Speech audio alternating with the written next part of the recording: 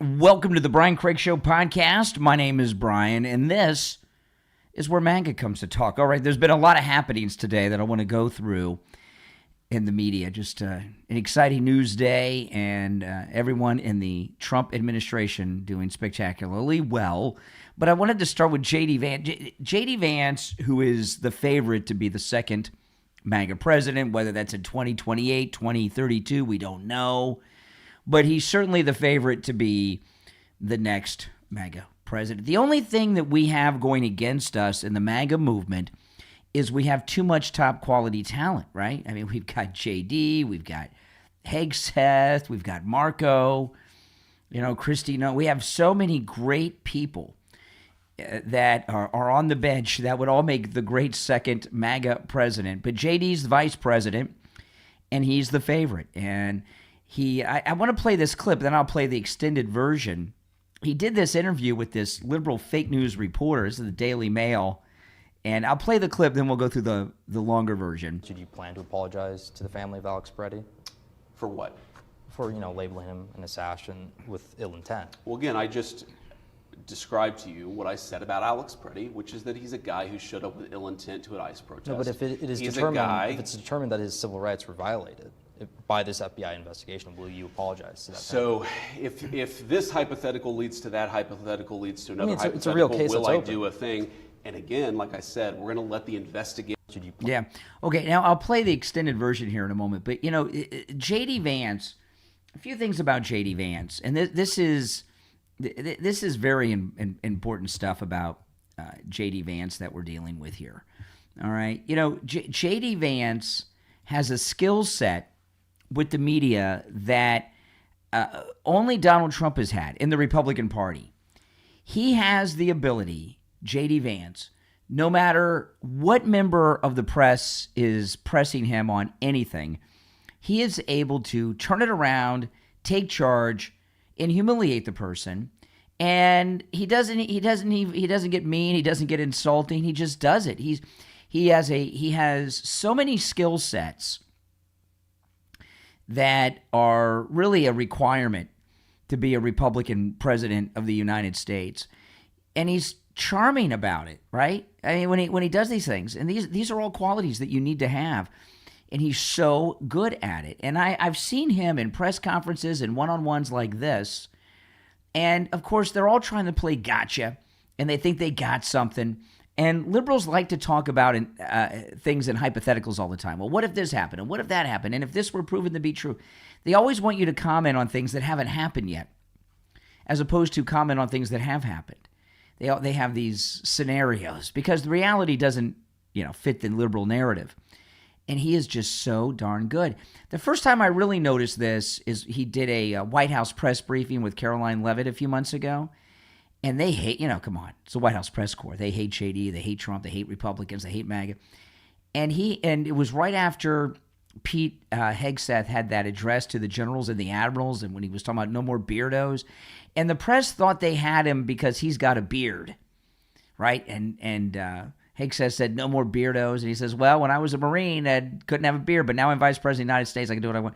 And he had the press, White House press corps, not only eating out of his hand, they were laughing at his jokes when he was done.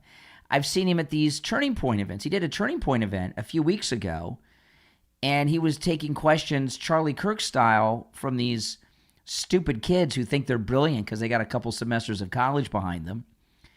And he handled them like a master. He is so good. He's so good. And you need to be that good to be the MAGA president. Right? Between the debates that he'd have to do, all the interviews he'd have to do with the Republican-hating, MAGA-hating, Trump derangement syndrome-suffering media, he's got that skill set. And another thing about him, he's got another incredible quality. And he very well may be the first president, certainly in the modern era. I know they'll make this claim about presidents from long ago, but I don't know how true that is in all those instances. But we all know his story, and if you've not gotten his book, I got his book, Hillbilly Elegy, on the audiobook when he first got picked by President Trump. It's very, very good. And the movie, which was directed by Ron Howard, and Glenn Close plays his grandmother, is spectacular. When he first got picked to run with Trump, I watched. It was on Netflix at the time. I don't know if it's on Netflix now. But JD Vance has something going for him on top of being incredibly smart and charming, great with these reporters and all of that. His backstory is a story like none other. If you look at the modern presidents, and I don't know when, I mean, if you just go back in time, I'll just go back in time a little bit, right? President Trump's obviously a billionaire, didn't come from the political class, but he was born wealthy, you know, and made him. He's went from being a millionaire to a billionaire. Don't believe this story that Obama came from nowhere. Frank Marshall Davis was part of the Chicago cell that Hillary Clinton's parents were, and others. So, you know, he was a well-connected person with all kinds of connections and big money connections. Don't buy any of that business that he wasn't connected. Before that, we had George W. Bush. We know his rich family and family connections. Bill Clinton, I know they'll like to tell you that Bill Clinton, you know, the dope from Hope, was a guy that started from nowhere. When Bill Clinton was an Oxford Rhodes Scholar, a girl at Oxford accused him of rape. And he was so well connected that he was able to get out of England without any charges, without any arrest, and get in whatever one of the Ivy Leagues he finished up at here. Whether it was Harvard or Yale, I can't remember. So he was well connected. Before that, we had H.W. Bush, and you know about his family connections. It wasn't just that he was deep state. His father was a senator. He was very well connected. Ronald Reagan, we all love Ronald Reagan, but you know, Ronald Reagan was a famous movie actor, president of the Screen Actors Guild, governor of California. He had that movie star thing. He came from nowhere, but he became a movie star and president of the Screen Actors Guild, and then governor of California. That led to that. Ford was part of the establishment and part of the Harvard Yale deep state. I think he went to did Ford go? Ford went to Harvard or Yale, and he was very well connected.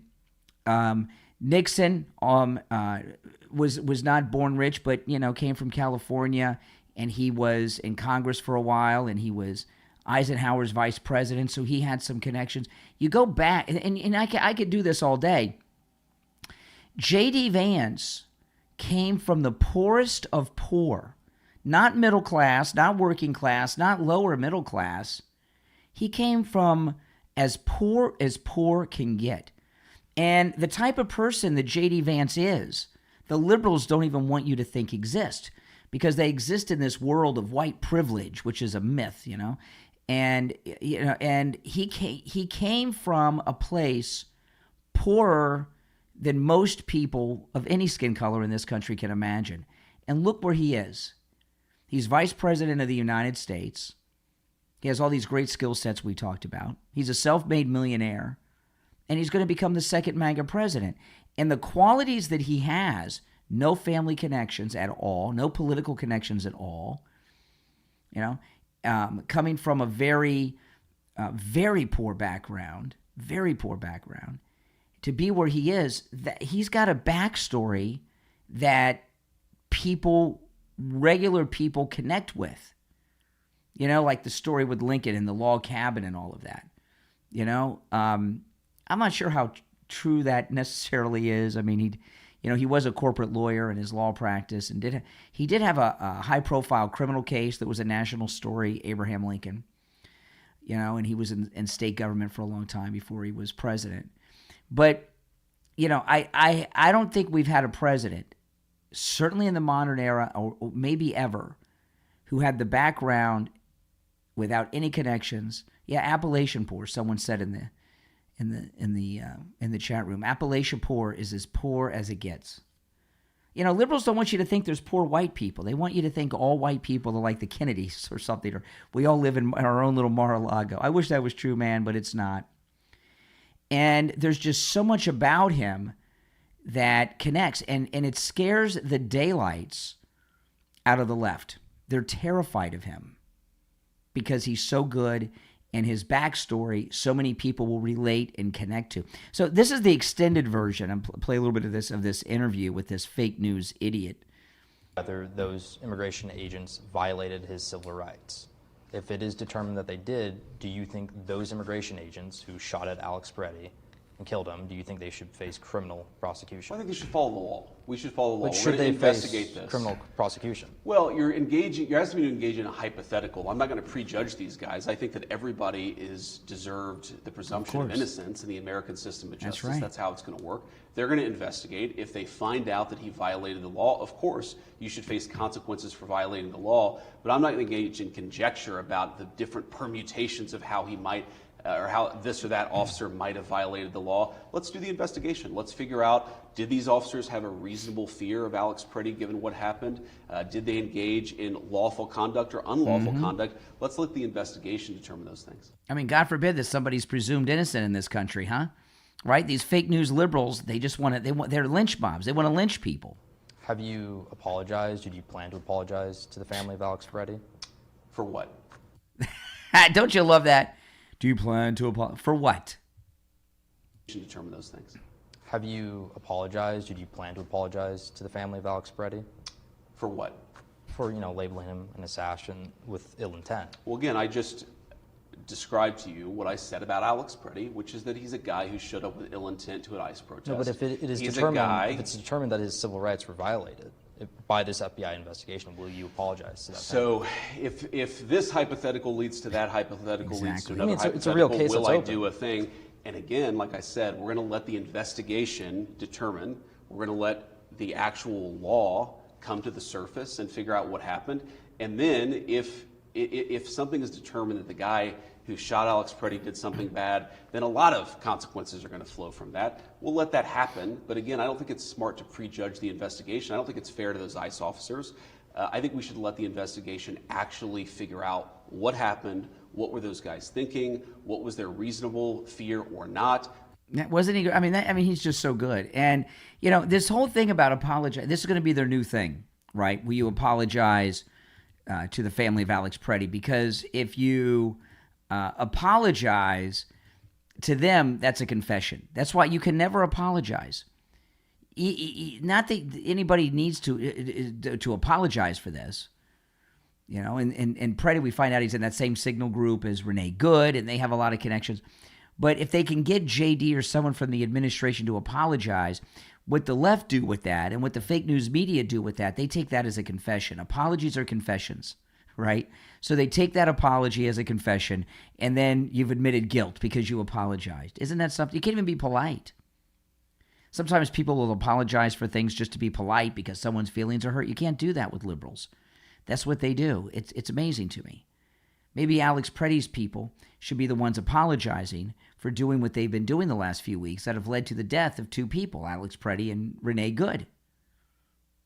But Tom Homan had his press conference today, and they're recalibrating.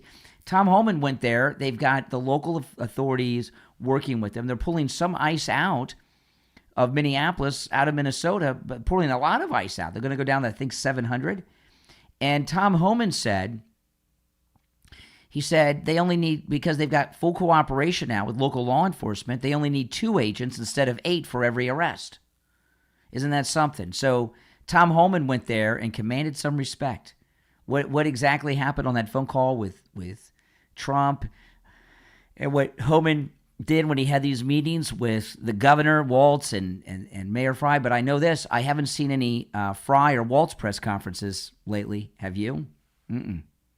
No. So Tom Homan went there and took care of business. What he and Trump did to scare these guys, we can speculate on. We don't really know for sure. But whatever they did, it worked. And the violence has pretty much ended. They've got control. I know the press are trying to spin this that, they're pulling ICE agents out. Trump's on the retreat. They're withdrawing from Minneapolis. They're withdrawing from Minnesota. No. That's what Tom Homan said. We just don't need as many agents now because we've got support from local law enforcement, so we can put those agents somewhere else where they're needed. It's amazing. Now, Scott Bassett. Did you see Scott Bassett today? This was such a strange day with Scott Bassett. He had, these congressional hearings, whatever house they're in, I don't spend too much time watching these unless it's a special thing. They're such a waste of time. And the Democrat, when there's a Republican up there, these cabinet members are required to report to Congress. Congress has oversight. So they have to go to these hearings. And each member of Congress has however long it is, 2 minutes, 5 minutes, depending on where, what house, what committee, and all that.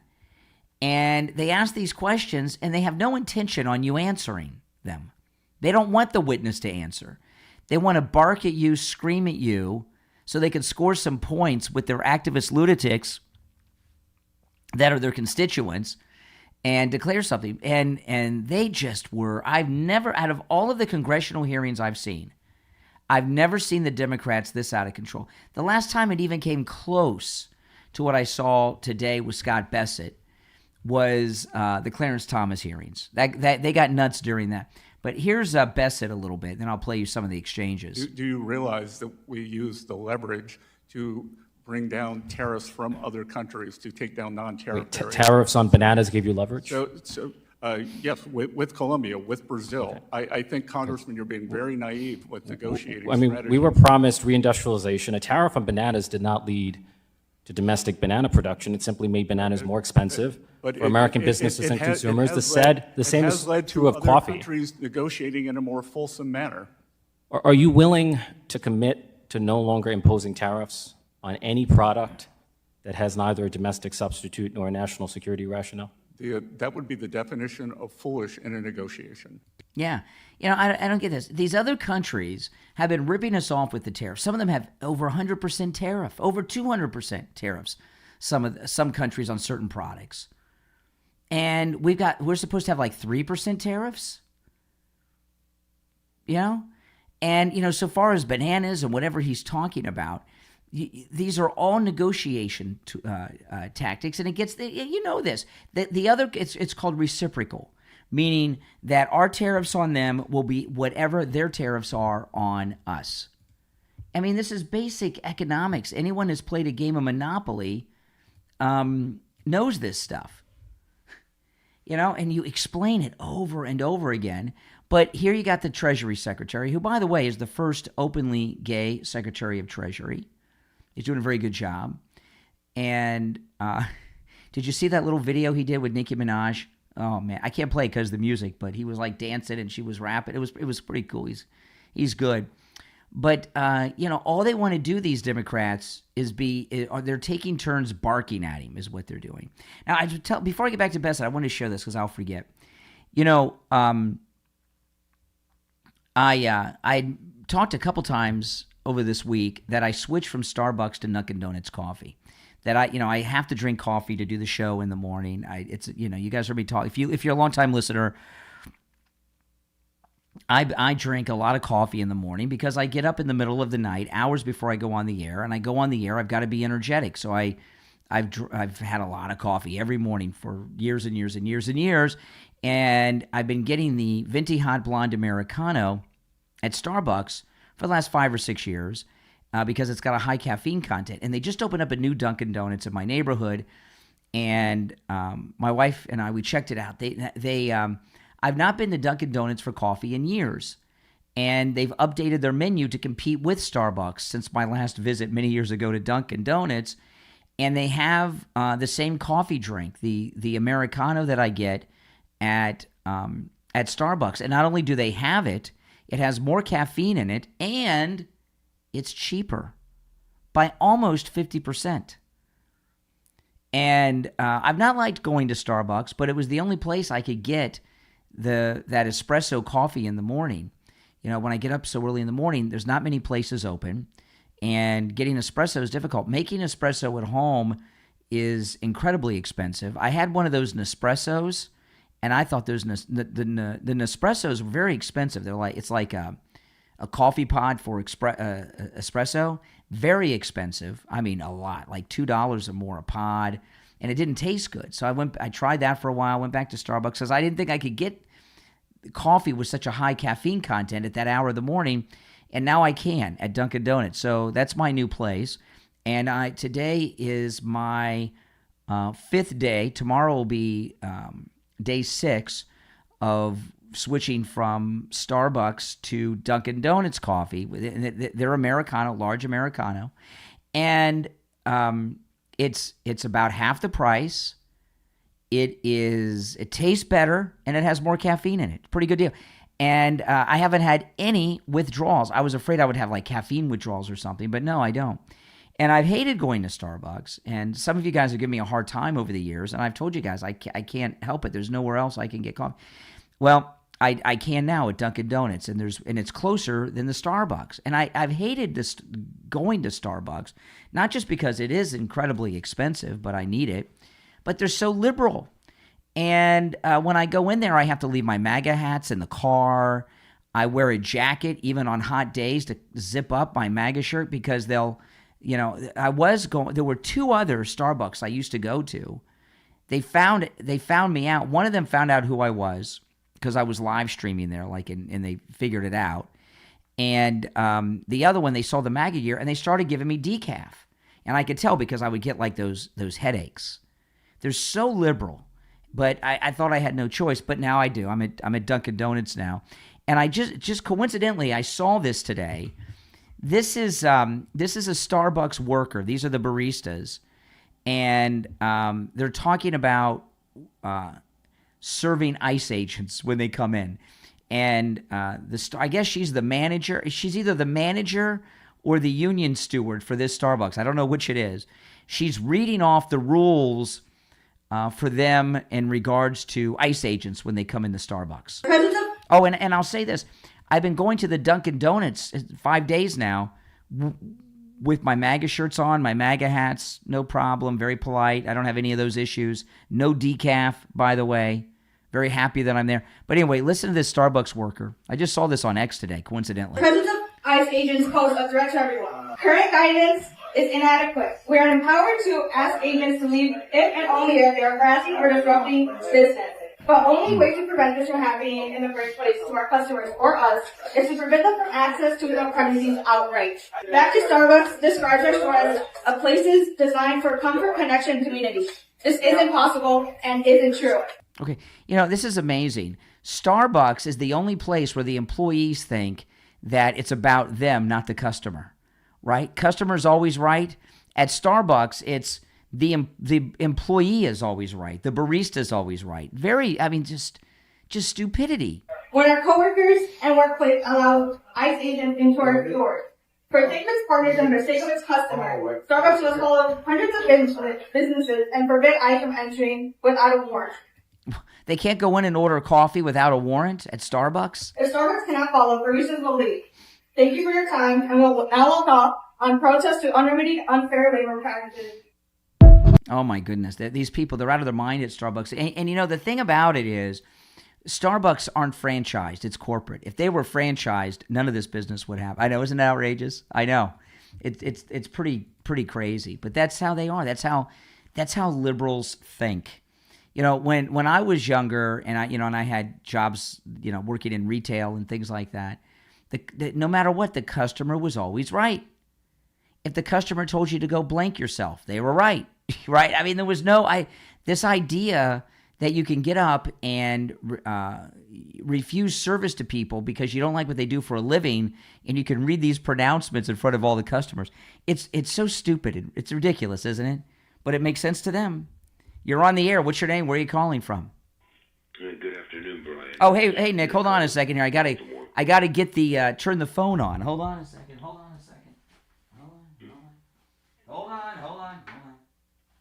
I'm talking to Brian. Yes, he's talking to Brian. My apologies. Hold on. I didn't have the phone hooked up. Hold on. Give me a sec. We're live, people. Just got to prove we're live. All right, now everybody else can hear you. Go ahead, Nick.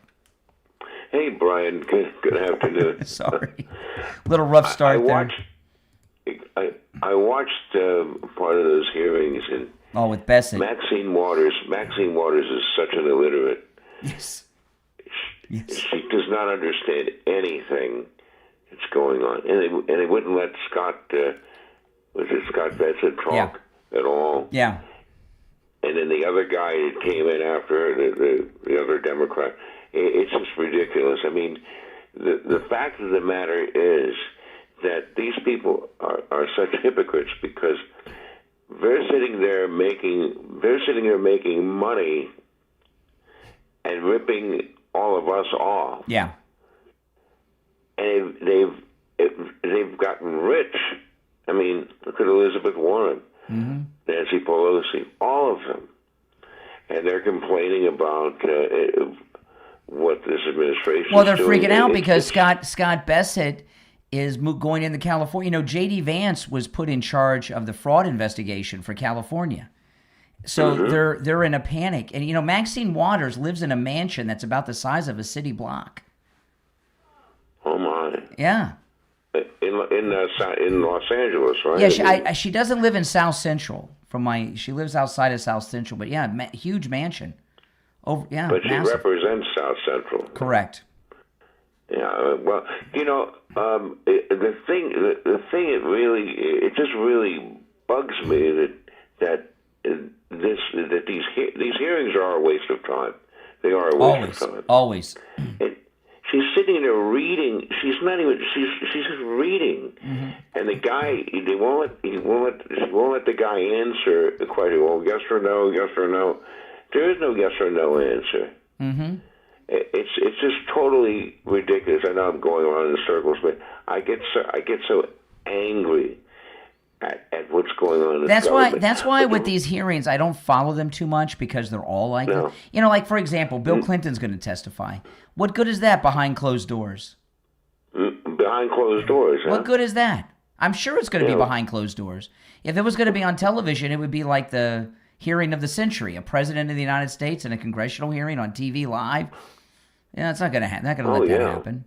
Oh no, and it's a charade, is what it is. Correct. Let's call it what it is. It's a charade. And the thing I wanted to stress here was, when you watch the Democrats, look at the difference between the Republicans and the Democrats. The Democrats are panicking. Yeah. Because they know once that SAVE Act is passed, they're done. They are done. They are even up here in the most corrupt state in the Union, Maryland.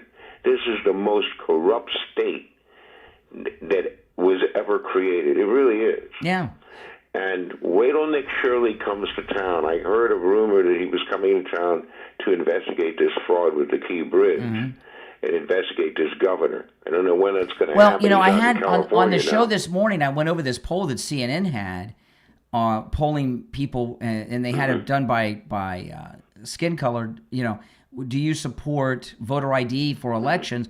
76% of blacks said they support state-issued ID being required to vote. 76% of black people. And the CNN poll, that's amazing. That shows you where the country is on this. The Democrats are, I don't know who they're representing now. Well, they're not representing us, but no. I'll tell you something. In conjunction with what you're saying with the immigration thing, there was a raid over here south of me in the Baltimore area. Yeah. And they interviewed this guy on the news. It was an African American guy, and he said he was in support of ICE. Yeah. Said, hey, they're doing a great job. And if you look at the ICE officers, most of them are Hispanic. They have very heavy Spanish accents.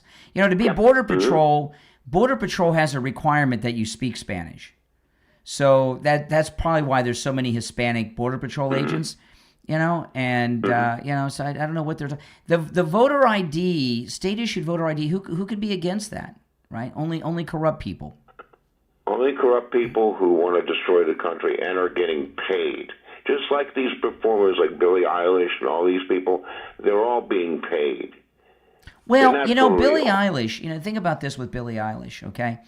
Billie Eilish, I wouldn't know a Billie Eilish song if you were playing it to me. I'm assuming I've heard one of her songs somewhere, but I don't know. But neither would I. Yeah, but you know what she did. What she did was really a stunt.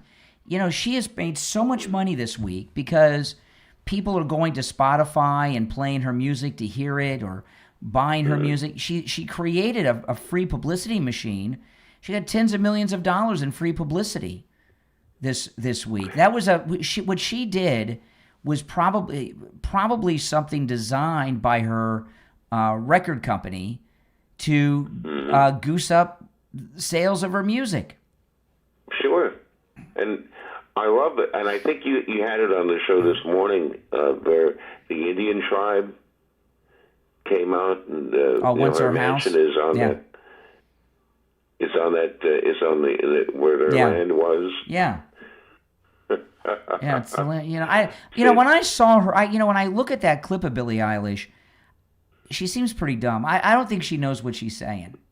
She seems pretty clueless. I couldn't tell whether it was a man or a woman, but when you said she, I go, oh, okay, it's a woman. Yeah, I wouldn't. If Billie Eilish walked in this studio, I wouldn't know who she was. No. Anyway, great show, man. All right, I appreciate the call, Nick. All right, Nick from Baltimore. All right, if you're on hold, stand by. We're going to take a quick break. I'm Brian. This is the Brian Craig Show podcast, which is available wherever you get podcasts. Whatever podcast platform you use, just search for The Brian Craig Show, and I'll pop up. If you want to catch the show live in video form, where you hear me taking the calls, that's on YouTube, Brian Craig Show on YouTube. We'll be right back.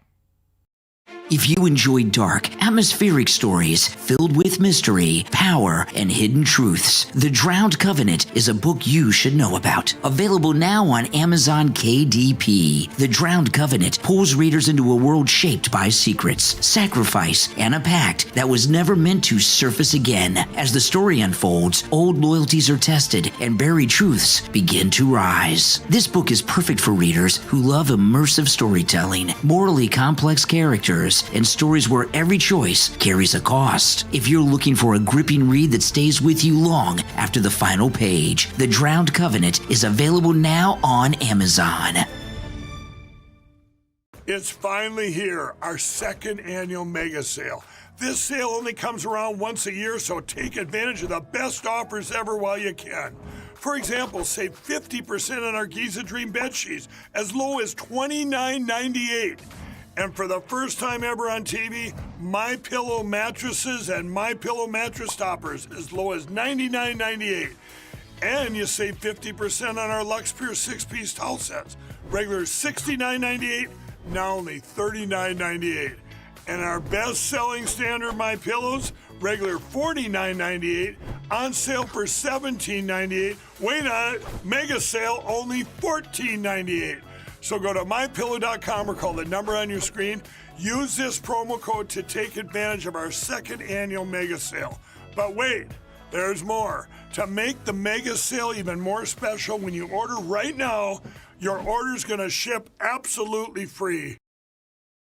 We're on the air. What's your name? Where are you calling from? Hey, Brian, this is Hank from Hollywood. How you doing? All right, Hank. What's on your mind? I called Tom Laporta at Tom Laporta Roofing. He sent out Scott. Now, Scott is absolutely the best. Scott and Scott's crew are the absolute best. They gave me a great price. They did the job when they said they were going to do it. They finished the job when they said they were going to do it. The materials they used, absolutely the best. I want to thank Tom. I definitely want to thank Scott, and definitely want to thank Scott's crew. These people are number one, and I just want your listeners to know, Tom Laporta at Tom Laporta Roofing. If you need a new roof, call Tom at Tom Laporta Roofing. You're not going to go wrong. You're not going to be disappointed. Do what Hank did. Call Tom Laporta at Laporta Roofing on his cell phone, 954-604-4602, 954-604-4602, and online, laportaroofing.com. All right, we're back. I'm Brian. Thanks for tuning in, everyone. If you're new, make sure you follow and subscribe, all right, wherever you're listening. See, let me get back to this Scott Bessett. Scott Bessett's pretty impressive, huh? Don't you wish he was going to be the new Fed chair? I trust this guy. He's good. Do you have any idea how much we're spending on ICE every single day for enforcement? Again, the representative, this is the Financial Stability Oversight Commission. But you're the treasurer. You're the treasurer. You're supposed to follow the money. In response to questions on this side, you're always talking about, well, we follow the money. Well, have you followed the money? How much are they spending every single day in Minnesota and other states where they occupy cities, terrorize communities, and try to break up our country? Again, President Trump has secured the border. He was elected then let him stay at the border. On a mandate. Well, I disagree with you, and I think you disagree that he was elected? I think you're confused. He's good, but let me isn't he? ask you about something else. Okay. Oh, my goodness. Isn't he good, how he turns it around? And, these Democrats, they're out of their minds. And she said they should stay at the border. So let me get this straight. The Border Patrol, they're not to leave the border, right? Now, at the border, she's okay with them stopping illegals. But if an illegal makes it in, Border Patrol's not supposed to go after them anywhere? Is that what she's saying? Oh, man. But Scott Bessett's awesome, isn't he? Appropriated funds, Treasury will be. Is this going to be a yes or no? Program award. Mr. Secretary. No.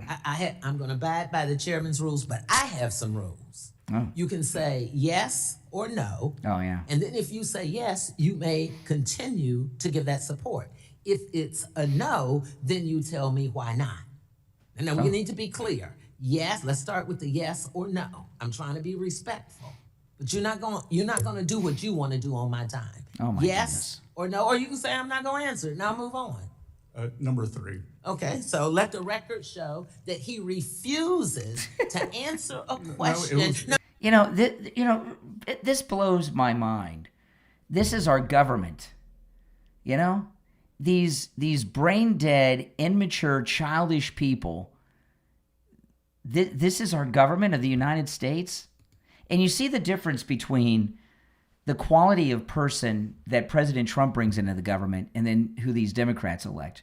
With Bessett, he's smart, quick-witted, incredibly accomplished, funny as hell, very clever, turning everything around on them. And you look at them; they're like teenagers. Do what you want to do on my time. Yes or no, or you can say I'm not going to answer it. Now move on.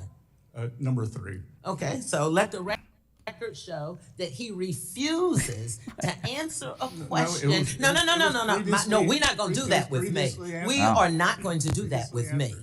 It's the gentlewoman's time from Ohio. Now, you opted for number 3, so you get to hear my wrath that you refuse to answer a question under your authority and what this administration, and yet you've talked about the value of housing, and you're not releasing the funds, and I want the record to be clear on that. So let me move on.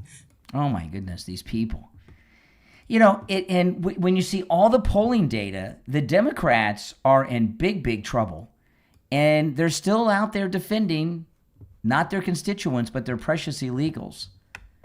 These Democrat ladies, we have in the Republican Party, look who we have, right? We got Kristi Noem, all these.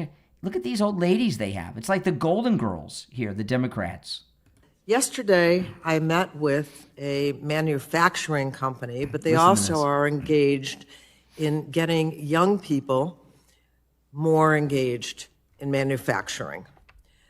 So I asked them, so how many of those students that are signing up and want to do this, how many are women? And they said, well, I know there's at least 13% or something. It was a low number. And you had mentioned trying to engage more women in manufacturing. I'm just wondering if just the name manufacturing sounds like a guy. Because it says manufacturing. I never thought of that before. Did it ever occur to you that manufacturing starts with M-A-N, man? And never in my mind did I ever even realize that. Did you? Number. And you had mentioned trying to engage more women in manufacturing. I'm just wondering if just the name manufacturing sounds like a guy. Oh, my goodness. She needs to go back to the 70s and argue for the ERA amendment, okay? What did they get her? Look at that outfit she's wearing. Oh, my goodness. You're on the air. What's your name? Where are you calling from? Oh, I'm James from Michigan. Yes. What's your name? Yes.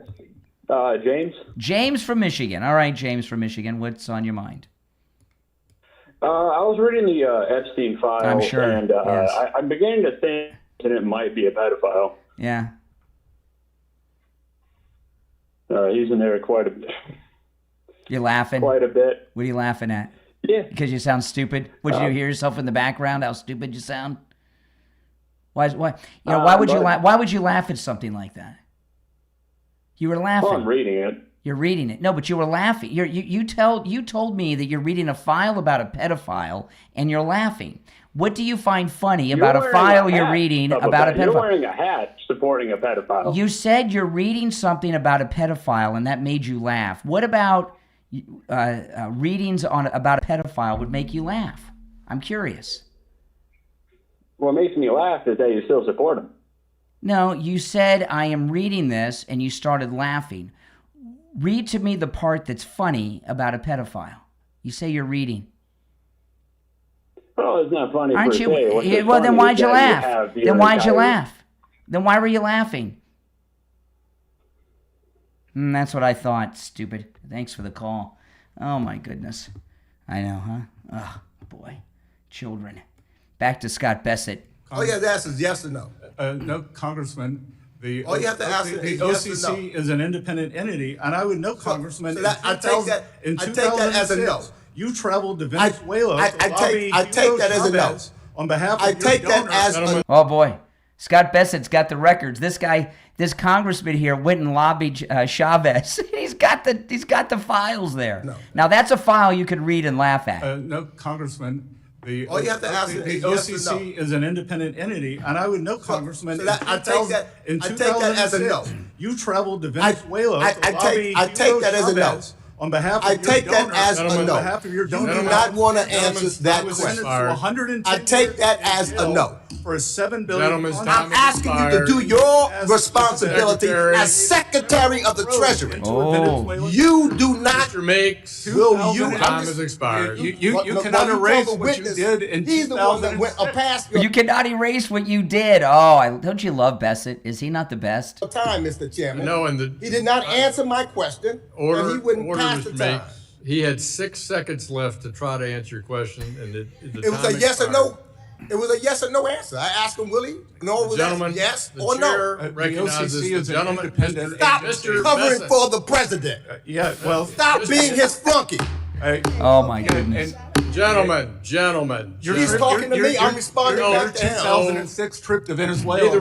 Stop covering for the president. He's freaking out that Scott Bessett knows about his trip to go suck up to Chavez. Don't be a flunky. Work for the American. Oh, my God. Did he say the F word? This is a sitting member of the Congress. Gentlemen. He's talking to me. I'm responding back to him. 2006 trip to Venezuela. Stop covering for the president. Don't be a flunky. Work for the American people.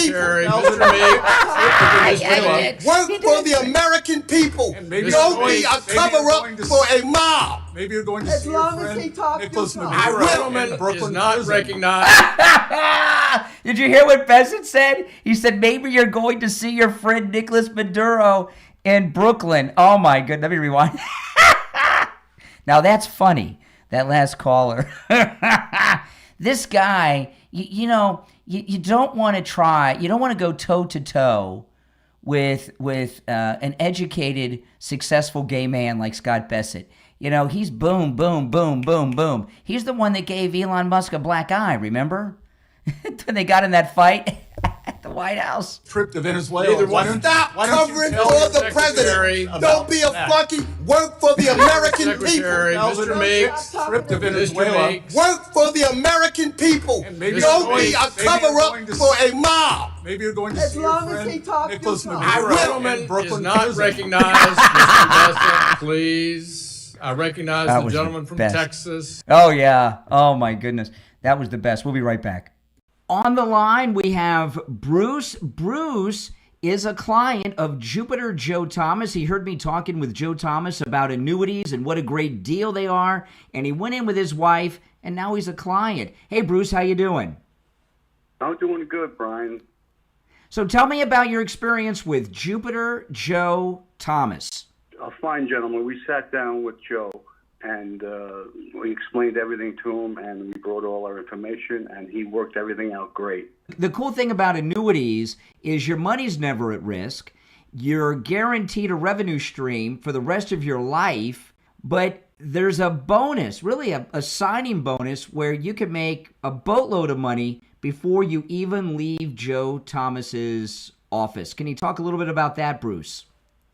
Well, that's where I was surprised when we sat down. We talked about the bonuses, and to my amazement, it was 10%, and there was even another one that's bigger.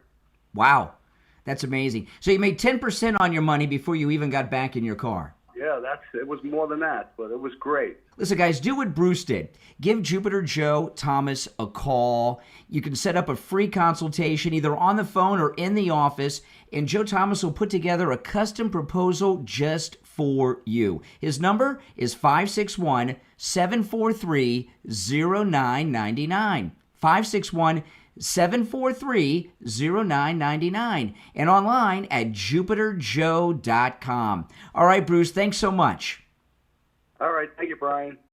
In the holy city of Helvar, oaths aren't just spoken, they're carved into stone and burned into flesh. From author Chase Powers comes an epic fantasy where faith is weaponized, mercy is dangerous, and the truth has a long memory. Star Forged Oath, available on Amazon. Kale Ren wants only 3 things: to stay alive, get paid, and avoid anything resembling belief. Instead, he's bound to a sentient star-forged sword that remembers every broken vow and hates the men who called themselves holy. As sacred trials turn bloody and the city's most revered legends begin to crack, he's forced to choose between survival and exposing a lie powerful enough to burn a kingdom. Star Forged Oath is full of sharp banter, found family, corrupted holy orders, and magic that always comes at a cost. If you like swords that argue back, heroes who question the gods, and stories where mercy is the most dangerous weapon of all, Star Forged Oath is your next must-read book. Available right now on Amazon in Kindle, paperback, and free with.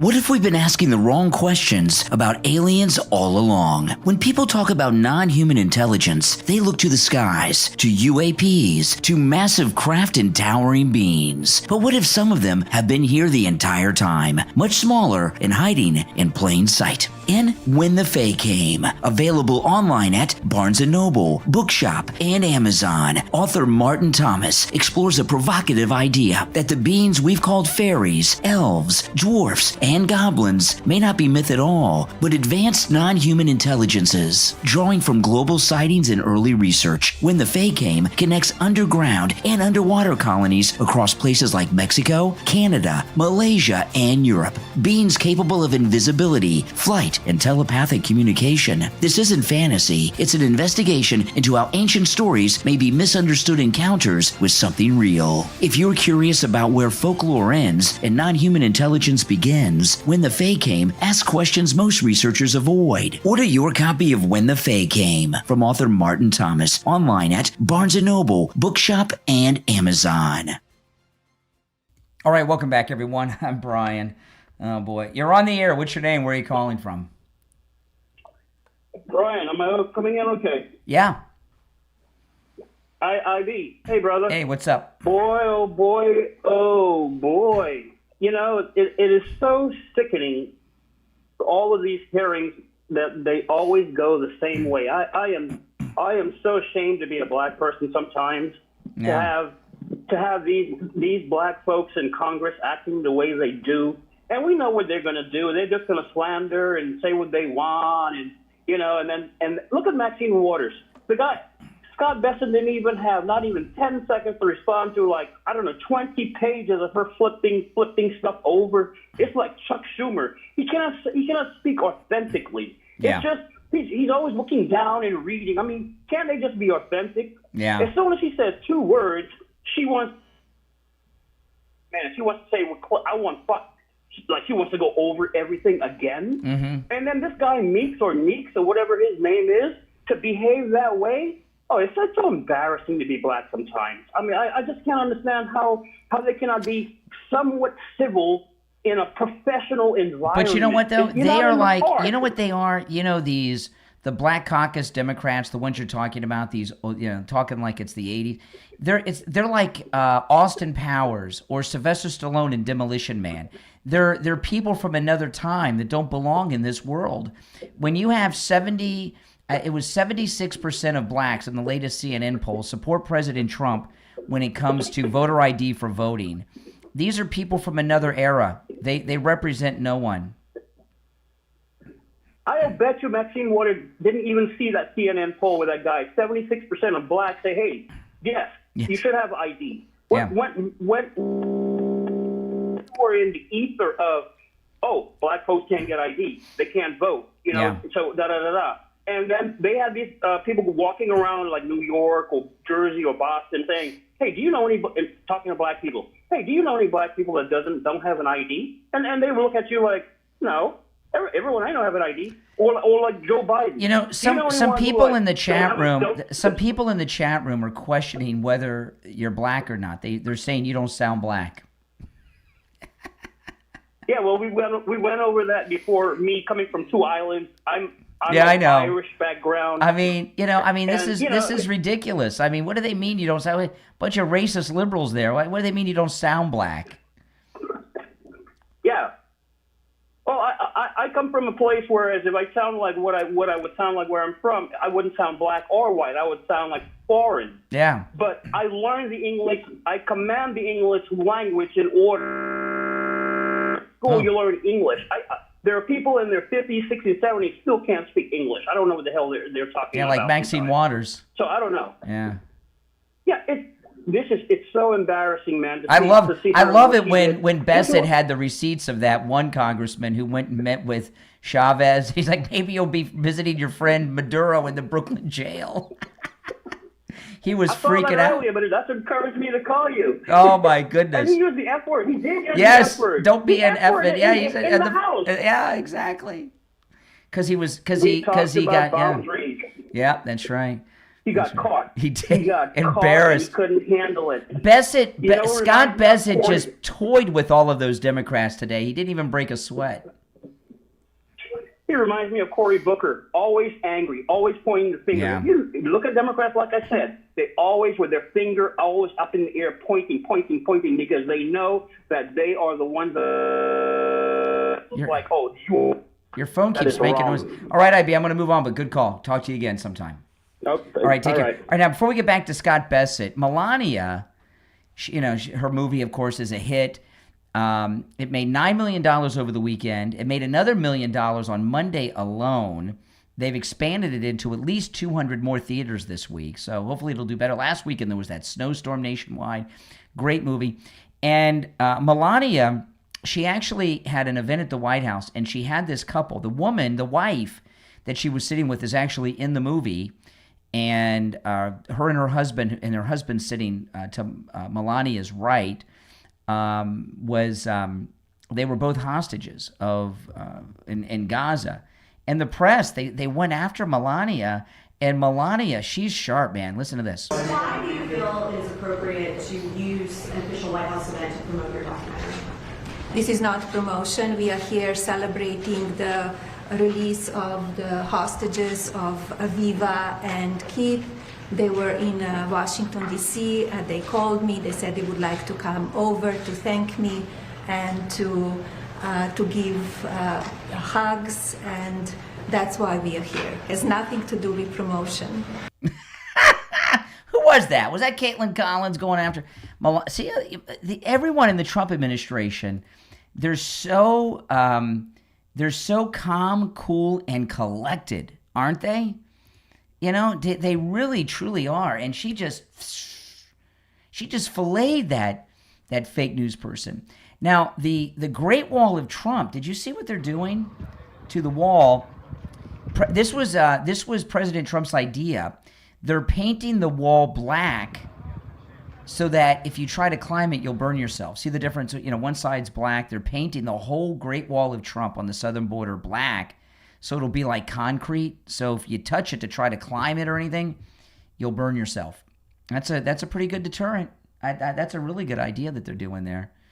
That's a good one. And it's almost done.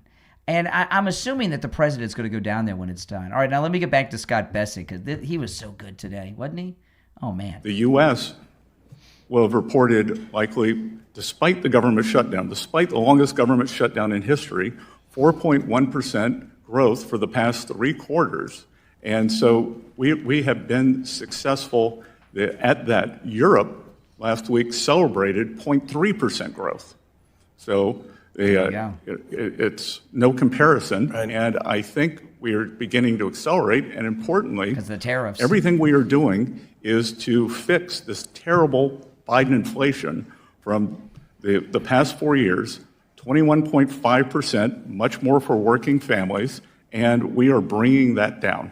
Yeah, I mean, and that's for a lot of reasons, but in large part, the tariffs. All right, let me see here. This is great. Scott Bessett's amazing. Watch some of this. Since the so-called Liberation Day tariffs of April 2025, has the PMI been mostly above 50 or below 50? We just had the biggest increase in over a decade, and we are well above 50 now. Has it been mostly above 50 since April 2025? Again, long and variable lead times in manufacturing that you may represent. Let me ask it differently. Financial center, not a manufacturing. Since April 2025, for how many months has the PMI been below 50? Where are we now? I'll give you January went up. But what about April to December? It was below 50 for 9 consecutive months. Where are we now? So the score is 9-1. You're not going Scott Bassett, is he a billionaire? If he's not, he's close to it. This guy knows, Scott Bassett has forgotten more about economic theory than the average person, certainly this Democrat idiot, will ever know. And that goes for me, by the way. He's forgotten more about the economy than I'll ever know. You can't go and debate somebody who's an expert at his level on this topic. 9 months of manufacturing contraction versus 1 month of expansion. I look forward to seeing you next year. So one of the stated policy objectives, and we'll keep score. Yeah, okay? One of the stated policy objectives If he's there of the next Trump year. tariffs is to bring back domestic production. Does the Trump administration regret imposing tariffs on goods that cannot be produced domestically at scale in the United States? Do you realize in hindsight that that was foolish? Do you realize that we use the leverage to bring down tariffs from other countries to take down non-tariff tariffs? Basic economic theory, idiot. Yes, with Colombia, with Brazil. Okay. I think, Congressman, you're being very naive with negotiating strategy. We were promised reindustrialization. A tariff on bananas did not lead to domestic banana production. It simply made bananas more expensive for American businesses and consumers. The same is true of coffee. Countries negotiating in a more fulsome manner. Are you willing to commit to no longer imposing tariffs on any product that has neither a domestic substitute nor a national security rationale? That would be the definition of foolish in a negotiation. So you're not willing. You're willing to impose tariffs that make more expensive goods that we cannot domestically produce here in the United States, again, and that have no national. What is the national security nexus of bananas and coffee? Again, why would you do that? That there are numerous things when you negotiate with Indonesia. There are things that are only made in Indonesia, but the Indonesians brought down their tariff barriers or non-tariff barriers. I get it. We have to make bananas great again. I get it. Thank you, Mr. Secretary. Yep. Oh, my goodness. This guy just got his clock clean, and he's too arrogant and stupid to even realize it. You're on the air. What's your name? Where are you calling from? Hey, Brian. This is Sean from Massachusetts. Hey, Sean. What's up? Fine. Well, Scott Bassett, he is awesome. He is the man. Isn't he? Every time he speaks, it's just amazing to listen to everything he does. I mean, this guy just is so much ahead of everybody else. Oh yeah. And what I love to hear is that whenever the Democrats, they try everything they can to just overtalk him, because they have nothing else to do. And Donald Trump is such a way of spearheading everybody in there. He even repurposes Lindsey Graham. Now I'm not the biggest fan of Lindsey Graham.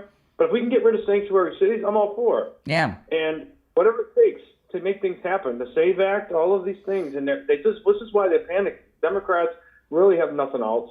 Mm-hmm. They have these committees because they want the public to try and convince the public, even though the public's overwhelmingly MAGA, to think that Donald Trump isn't doing anything, there's nothing happening, they have nothing else in the tank. The tank is empty completely. Yeah. And, and I absolutely think that, going forward, the more they keep doing these file dumps, everything, the more vindication we're going to get. We're going to get more emancipation for Trump. We're going to see everybody come to light because all they're doing is destroying themselves. You never interfere with an enemy while they're destroying themselves. It's beautiful. And that's what Trump knows how to play. Exactly. It is. Exactly. All right, Leah, I appreciate the call. You made some good points. I agree with everything you said. All right, take care.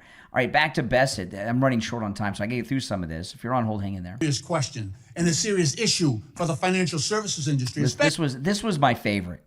This was my favorite one all day. The jab that Scott Bassett takes here, it's really good. Listen. Question and a serious issue for the financial services industry, especially as the Secretary of the Treasury. Well, that's an important. No, this is my time. I haven't asked you any more questions.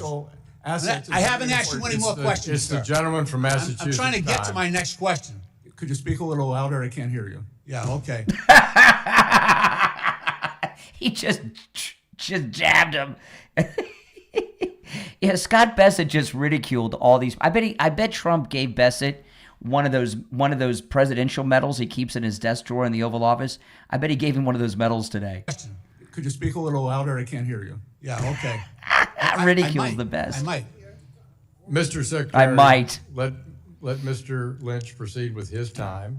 Put 4 seconds back on the clock, please. 4 seconds. Give him 4 seconds. Thank you, Mr. Chairman. Yes, Mr. Lynch. He's humiliated, Lynch. I just want to do a comparison. Serious question. And this. Yeah, I mean, he just totally ridiculed him, and I'll tell you, you can see the look on his face. It's the look of embarrassment.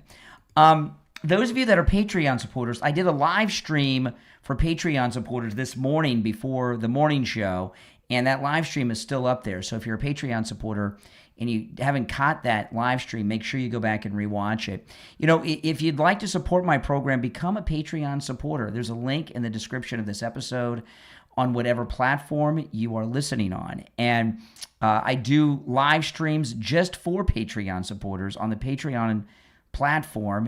When you're a Patreon supporter, you get access to that. You get access to commercial-free editions of all my podcast episodes. And a lot of exclusive things that my wife and I both post to Patreon that we share nowhere else. If you become a top Patreon supporter, you get your name up on the screen here on YouTube, and you get a live on-air thank you shout out on every episode. So the names you will hear now are my top Patreon supporters. I want to thank SF Jr., Christine, ETW, Chuck, Pamela, Nick, Wesley, Doris, Heather, David. I'm still laughing about that. Could you talk louder? Maria in Texas, Alice, Lizep, Shauna, George, Brandon, John, Frank, Dale, Tina, David, Laura, Rob, Wes, Sue, Janice, Teresa, Irene, and Doris. These are my top Patreon supporters. Thank you for your support, guys.